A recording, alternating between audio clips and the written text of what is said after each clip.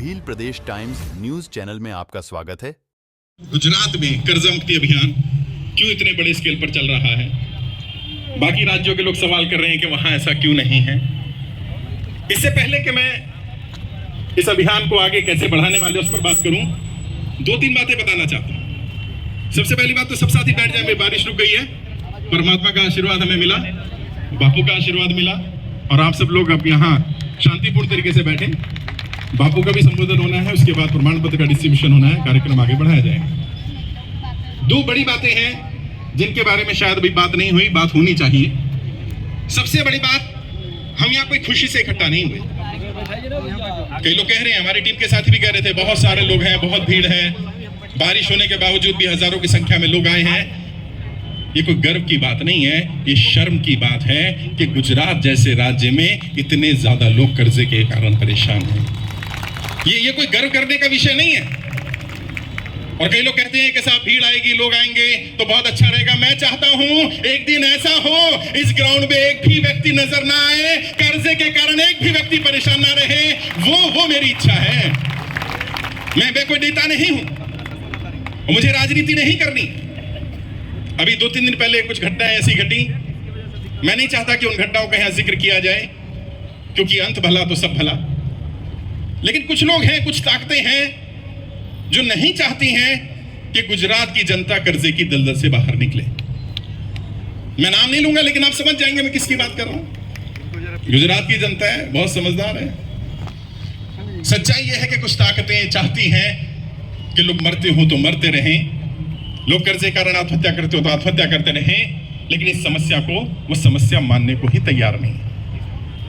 और जब गुजरात के प्रभारी जो अच्छा व्यापार कर रहा था, गलत जीएसटी लगा दिया गया और गलत जीएसटी के कारण उसका व्यापार तबाह हो गया, अपनी नजरों के सामने अपने व्यापार को मरते देखना, इससे बड़ा दर्द किसी व्यापारी के लिए नहीं हो सकता साहब। व्यापारी के लिए उसका व्यापार उसके बच्चे की तरह होता है, और अपने बच्चे को अपनी आंखों के सामने मरते देखना, ये दुख ऐसा है जो कहा भी ना जाए और सहा भी ना जाए। और कई लोग कह रहे हैं, यहाँ प्रशासन के लोगों को मैंने धन्यवाद कहा, मैं कहूंगा और आप सब सुन रहे हैं, मैं सच्चाई बता रहा हूं। आज अगर हम यहाँ हैं, मैं आपके बीच में खड़ा हूं, सही सलामत खड़ा हूं, तो इस प्रशासन की बदौलत है, वरना मैं यहाँ नहीं हो सकता था, मैं यहाँ नहीं हो सकता था। और वो बहुत सारे पुलिस वाले साथी हमारे साथ हैं, वो कहते हैं ना, ये अंदर की बात है, पुलिस हमारे साथ है। तो ये सोचता हूं पुलिस किसी और के साथ है, नहीं, क्योंकि वो भी जानते हैं, मैं उनका दर्द भी समझता हूं। वो भी इंसान है, उस वर्दी के अंदर भी एक इंसान है, वो ये जानता है क्या सही है क्या गलत है। उन्हें मूर्ख नहीं बनाया जा सकता साहब। और जो अब्राहम लिंकन ने कहा था, you can make fool of someone sometimes, but you can not make fool of everyone every times. कुछ लोगों को कभी कभी बेवकूफ बनाया जा सकता है, लेकिन हर किसी को हमेशा बेवकूफ नहीं बनाया जा सकता। उनके पास भी समस्या आ रही है। अभी एक, मैं नाम तो नहीं लूंगा, पुलिस वाले साथी हमारे साथ, सब इंस्पेक्टर हैं, वो किसी ऑफिसर के साथ ड्यूटी पर हैं, रिकवरी वाला उनको परेशान कर रहा है, पुलिस वाले को। हाँ, क्यों? क्योंकि वो वर्दी के अंदर भी तो इंसान ही है ना। अच्छा, जब वो बताते हैं मैं किसी अधिकारी के साथ हूं, बताते हैं तो वो मान जाता है। रिकवरी वाला ज्यादा बदतमीजी नहीं करता, लेकिन वो इतने परेशान है, हमारे ऑफिस आए, उन्होंने अपनी समस्या बताई और हमारी टीम ने जितना संभव हो सकता था उनकी मदद की। हमारी ये जो लड़ाई है, हर व्यक्ति को कर्जे की दलदल से बाहर निकालने की लड़ाई है, हमारे किसी नेता, किसी पार्टी, किसी संगठन के समर्थन या विरोध की लड़ाई नहीं। और मैंने खुले मन से कहा था, और आज इस मन से मैं बापू आपके सामने क्षमा चाहता हूं अगर कुछ गुस्ताखी माफ हो जाए, इस मन से मैं कह रहा हूं, बापू आ गए, क्योंकि बापू ने वो अपील सुनी कि इन बच्चों को परेशान किया जा रहा है, ये अच्छा काम कर रहे हैं। बापू ने गुजरात की जनता का दर्द समझा। फिर भी मैं अपील कर रहा हूं, कांग्रेस का हो, भाजपा का हो, आम आदमी पार्टी का हो, जिस नेता में दिल है, जो जनता की आवाज सुनना चाहता है, जो गुजरात की जनता को दलदल से बाहर निकालना चाहता है, अभी भी समय है, आ जाए, वरना कल ये मत कहना तुम्हें सत्ता से उखाड़ कर फेंक दिया गया जनता ने। क्योंकि डेमोक्रेसी में, बाबा साहब अम्बेडकर के दिए गए संविधान में वो ताकत हमें दी है कि हम अगर किसी को सत्ता में बिठा सकते हैं तो सत्ता से उतार भी सकते हैं। ये सत्ता में बैठे लोग, सत्ताधीश, ये ना समझे कि परमानेंट मकान है साहब, ये सब किराएदार है, किराएदार। सत्ता आती जाती रहती है। और जो राम मनोहर लोहिया साहब ने कहा था, सत्ता रोटियों की तरह होनी चाहिए, अलटती पलटती रहनी चाहिए, एक तरफ से रहे तो ज्यादा सिक जाती है। हाँ, कई बार ऐसा हो जाता है। आए, जो लोग आना चाहते हैं आए, कोई पार्टी का नेता आए। मैं इस मंच से वर्तमान मुख्यमंत्री को कहना चाहता हूं, पूर्व मुख्यमंत्री हमारे बीच में है, वर्तमान मुख्यमंत्री को कहना चाहता हूं, हाथ जोड़ के विनती कर रहा हूं, कहें तो दंडवत प्रणाम कर रहा हूं, मुख्यमंत्री जी, गुजरात की जनता को कर्जे की दलदल से बचा लीजिए, गुजरात के लोगों को मरने से बचा लीजिए, गुजरात के व्यापारियों को मरने से बचा लीजिए, गुजरात की महिलाओं बेटों की इज्जत बचा लीजिए। मैं आपका दंडवत प्रणाम करने को तैयार हूं, मैं सबसे पहले आपका समर्थन करने को तैयार हूं, और मैं अपने लिए नहीं मांग रहा, मुझ पर कर्जा नहीं है, राजेश्वर जी पर कर्जा नहीं है, मेरी टीम के साथी बैठे हैं, किसी पर कर्जा नहीं है। और अगर तुम्हें लग रहा है मेरी कर्जा मुक्ति की लड़ाई है, मत माफ करना मेरा कर्जा यार, मत माफ करो। ये जो मंच पर बैठे हैं इनका तो माफ कर दो, और माफ नहीं कर सकते, मानो सरकार कहती है माफ नहीं कर सकते। वैसे तो मैंने समस्या भी बताई और समाधान भी बताया बापू, इतना आसान समाधान, सरकार के ऊपर 1 रुपए का बर्डन नहीं पड़ेगा और पूरी गुजरात की जनता कर्जा मुक्त हो जाएगी। तो ले जाना है समाधान, तुम क्यों ले जाना? क्योंकि बैंक वाला, रिकवरी वाला, एनबीएफसी वाला तुमसे पूछेगा कैसे कर्जा माफ होगा। सबका कर्जा माफ हुआ तो भारत की अर्थव्यवस्था बिगड़ जाएगी। मुझ पर आरोप लगाया गया कि आप तो पूरा बैंकिंग सिस्टम को कोलैप्स कर देना चाहते हो, पूरी अर्थव्यवस्था को बर्बाद कर देना चाहते हो। मैंने समस्या भी बताई और समाधान भी बताया। मैं वो व्यक्ति नहीं हूं को जो समस्या बताए और भाग जाए ना, मैं समाधान भी दे रहा हूं, आज भी इस मन से दे रहा हूं। अगर गुजरात के मुख्यमंत्री चाहें तो तुरंत गुजरात की जनता कर्जा मुक्त हो सकती है, और सजेशन देने में तो कोई बुराई नहीं है ना, किसी को सलाह तो दी जा सकती है, और मैं सबसे पहले उनका सम्मान करूंगा। अगर वही करें, कुछ ना करें, बस डिक्लेयर कर दें गुजरात में कोई भी व्यक्ति कर्जे के कारण आत्महत्या ना करे, बस इतना कर दें। इतना तो कर सकते हैं ना, इसमें तो कोई पैसा नहीं लगना, बस इतना कह दें गुजरात में कोई भी व्यक्ति कर्जे के कारण आत्महत्या ना करे, और एक कोष बनाया जाए जिसका नाम कर्जा मुक्ति कोष रखा जाए। जैसे प्रधानमंत्री पीएम केयर फंड होता है, प्रधानमंत्री आपदा रिलीफ फंड होता है, मुख्यमंत्री आपदा रिलीफ फंड होता है, ऐसे एक कोष बना दिया जाए, कर्जा मुक्ति कोष। मुख्यमंत्री के नाम से बना दो, प्रधानमंत्री के नाम से बना दो, वित्त मंत्री के नाम से बना दो, और उसमें सरकार को पैसा नहीं डालना। जो कर्जे के कारण परेशान हैं उन सबको बोलो 1000 रुपया उसमें डालो, और जो पैसा आएगा वो तुम्हारी कर्जा माफी के लिए इस्तेमाल हो जाएगा। मैं आप सबसे पूछना चाहता हूं, पूरा सदन हाथ उठा के बताएं, अगर 1000 रुपए डालना हो कर्जा मुक्ति फंड में डाल दोगे? ऐसे नहीं, दोनों हाथ उठा के डाल दोगे? सुन ले सरकार, 1 रुपए का बर्डन नहीं पड़ेगा भारत सरकार पर। चाहे प्रधानमंत्री जी चाहे तो एक कोष बना सकते हैं, प्रधानमंत्री कर्जा मुक्ति कोष, और देश की जनता को बोले जो कर्जे में परेशान है 1000 रुपया महीना डालो, जो पैसा आएगा वो तुम्हारी कर्जा मुक्ति के लिए इस्तेमाल होगा। अब होगा कैसे? गुजरात में हमारा आंकड़ा है मोटे मोटे तौर पर 1 करोड़ लोग कर्जे के कारण परेशान है। अब सोचो 1 करोड़ लोगों का डाटा मैं तो इकट्ठा नहीं कर सकता, मेरे साथ तो 1.5 लाख लोग ही जुड़े, जिसमें से 10-15 हजार लोग यहाँ आ गए, बाकी लोग बारिश अलग अलग कारणों से नहीं आ पाए। कोई बात नहीं, हमने बुलाए इतने थे। अगर 1 करोड़ लोग 1000 रुपए महीना डालेंगे तो उस कोष में इकट्ठा होगा 1000 करोड़ रुपया। और बापू ने मुझसे पूछा था कि गुजरात के सभी लोगों को अगर कर्जा मुक्त करना हो तो कितना पैसा चाहिए? मैंने कहा था लगभग 1 लाख करोड़ रुपया चाहिए। तो कैलकुलेशन देखो, 1000 रुपए 1 करोड़ लोग डालेंगे महीने का, हर महीने आया 1000 करोड़। सरकार 5 साल के लिए होती है, यानी 60 महीने, 60 महीने में सरकार के पास आया 60,000 करोड़, यानी 60 महीने में 60% गुजरात की जनता पूरी तरह कर्जा मुक्त हो जाएगी। अगले 40 महीने में बाकी सारे हो जाएंगे, यानी केवल 10 साल के अंदर ही गुजरात का एक एक व्यापारी, एक एक नौकरी करने वाला पूरी तरह कर्जा मुक्त हो सकता है, और सरकार को 1 रुपए का बर्डन नहीं पड़ेगा। समस्या और समाधान दोनों दे रहा हूं। दूसरा, बैंकों के पास, एनबीएफसी कंपनियों के पास, इंश्योरेंस कंपनियों के पास अनक्लेम अमाउंट पड़ा होता है। ये अनक्लेम अमाउंट क्या होता है? मान लो आपके 2 बैंक अकाउंट है, आप एक यूज करो, दूसरा यूज ही नहीं कर रहे, तो दूसरे अकाउंट का पैसा वो अनक्लेम्ड हो जाता है, क्योंकि 10 साल तक अगर आप कोई अकाउंट यूज ना करो वो अनक्लेम्ड है। बहुत सारे लोगों ने इंश्योरेंस कराया लेकिन इंश्योरेंस का क्लेम नहीं लिया, बंदा एक्सपायर करके, घर वालों को पता ही नहीं इंश्योरेंस है उसका, या पॉलिसी लैप्स हो गई, ये सारा अमाउंट अनक्लेम्ड होता है। वित्त मंत्री ने ही सदन में कहा है लगभग 2.5 लाख करोड़ रुपया अनक्लेम अमाउंट सरकार के पास पड़ा हुआ है। वो किसका है? जनता का पैसा है। जनता का पैसा ही जनता की कर्जा मुक्ति में लगा दो, सरकार के ऊपर फिर से बर्डन नहीं पड़ेगा और फिर से जनता कर्जा मुक्त हो जाएगी। लेकिन समस्या क्या है? करना नहीं आता या करना नहीं चाहता। मुझे लगता है कुछ लोग सरकार में ऐसे बैठे हैं जो जानबूझकर सरकार को गिराना चाहते हैं, सरकार के खिलाफ नीतियां बनाना चाहते हैं, और वो सरकार को अच्छे काम नहीं करने देना चाहते। देश को एक ऐसा वित्त मंत्री चाहिए, केंद्रीय स्तर पर भी, राज्य स्तर पर भी ऐसा वित्त मंत्री, मुख्यमंत्री हो जो ये निर्णय ले, और हम सारा क्रेडिट उनको देंगे। और जितने लोग भी बैठे हो, जो नेता तुम्हारी कर्जा मुक्ति की आवाज उठाएगा उसका साथ दोगे कि नहीं दोगे? ऐसे नहीं, हाथ उठा के साथ दोगे कि नहीं दोगे? उसकी पार्टी से तुम्हें फर्क पड़ता है क्या? कौन सी पार्टी है? नेता नया के पुराना फर्क पड़ता है क्या?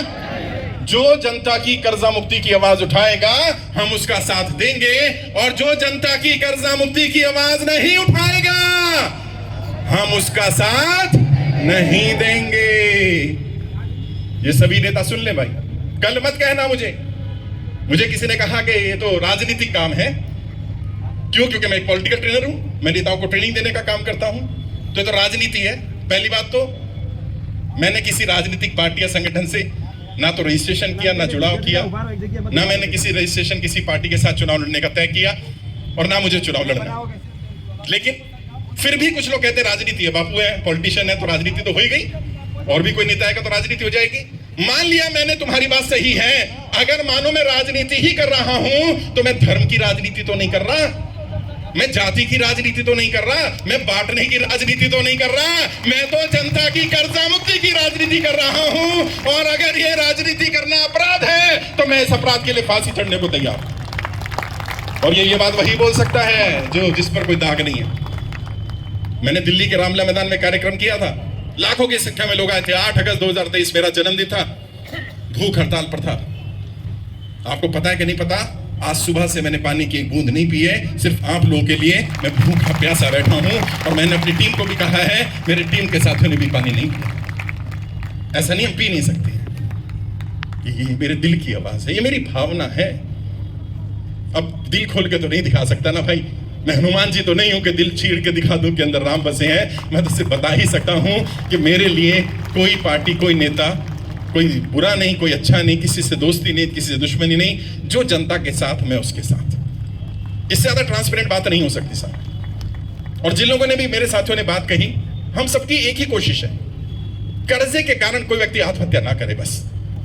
और मैं आपसे भी कहना चाहता हूं, या देखो हजारों की संख्या में लोग बैठे हैं, आप सब लोग तय कर लो, क्या मैं अपने मोहल्ले में, अपने पड़ोस में किसी को भी कर्जे के कारण मरने नहीं दूंगा। कर सकते हो इतना? ऐसे नहीं हाथ उठा के, कर सकते हो बस। क्यों? क्योंकि चाहे तुम इस्लाम धर्म को मानते हो, हिंदू धर्म को मानते हो, क्रिश्चियनिटी को मानते हो, जैन धर्म को, बौद्ध को, किसी धर्म को नहीं मानते, हिंदू धर्म को मानो, जिसको भी मानो, इंसान के जीवन को बचाने से ज्यादा पुण्य का काम कोई नहीं होता साहब। और मैं और मेरी टीम, हमें गर्व है इस बात का, 2 लाख से ज्यादा लोगों को आत्महत्या करने से रोका है मैंने। आप बताइए, इस अपराध के लिए मुझे फांसी होनी चाहिए, क्या मुझे इनाम दिया जाना चाहिए? लेकिन मुझे नुकसान पहुंचाने की कोशिश की जाती है अलग अलग तरीके से। लेकिन मैं आज इस मंच से कहना चाहता हूं, मैं अपने बच्चों को कुछ बोल कर आया था घर कि मैं जा रहा हूं, हो सकता है मैं वापस ना आ पाऊं, क्योंकि मुझे खतरे का अंदाजा है। वो एक शेर है ना कि मुझे खतरे का अंदाजा है लेकिन मेरे घर में दरवाजा नहीं है, तुम्हें खतरे का, तुम्हारे घर में दरवाजा है लेकिन तुम्हें खतरे का अंदाजा नहीं है। मुझे अंदाजा है ये खतरा कितना बड़ा है, मुझे मालूम है कि ये हो सकता है ये मेरा आखिरी भाषण हो, ये भी हो सकता है। लेकिन अगर देश की जनता के लिए घर से जब कफन बांध कर निकल गए तो धार क्या मझधार क्या फर्क पड़ता है यार। मैं रहूं ना रहूं, एक ना एक दिन कर्जा मुक्ति कोष बनेगा, जनता का कर्जा माफ करना पड़ेगा। सभी नेता सुन लें, जनता का कर्जा माफ, ऐसे नहीं, जोश एनर्जी गांधीनगर तक आवाज जाए और दिल्ली तक जाए। मैं कहूंगा जनता का कर्जा माफ, आप कहीं करना पड़ेगा। जनता का कर्जा माफ, जनता का कर्जा माफ, उधर से जनता का कर्जा माफ, इधर से जनता का कर्जा माफ, पीछे से जनता का कर्जा माफ, जनता का कर्जा माफ करना पड़ेगा। जो ये सोच, छोटे छोटे बच्चे, वाइफ हाउस वाइफ है, छोटे छोटे बच्चे और उसकी पत्नी, उन्हें घर से निकाल दिया गया क्योंकि हस्बैंड एक्सपायर हो गया। वरना कुछ लोग चाहें तो शायद ये भी ना हो पाए। फिर मैं बापू महात्मा गांधी के उनके आश्रम पर गया, वहां जाकर के उनको नमन किया। फिर मैं आपके बीच में आया मेरी कई लोग पूछते हैं क्या आइडियोलॉजी है, क्या विचारधारा है। मेरी तो एक ही विचारधारा है, जनता की कर्जा मुक्ति की विचारधारा। जो विचारधारा इसका समर्थन कर देगी मैं उसका समर्थन कर दूंगा। हम कोई राइट विंग नहीं है, हम कोई लेफ्ट विंग नहीं है, हम इधर के नहीं उधर के नहीं है। जहां तुम कहो हम उधर के हैं भाई, हम तो तुम्हारे साथ हैं, जनता के साथ है, जनता के साथ रहेंगे।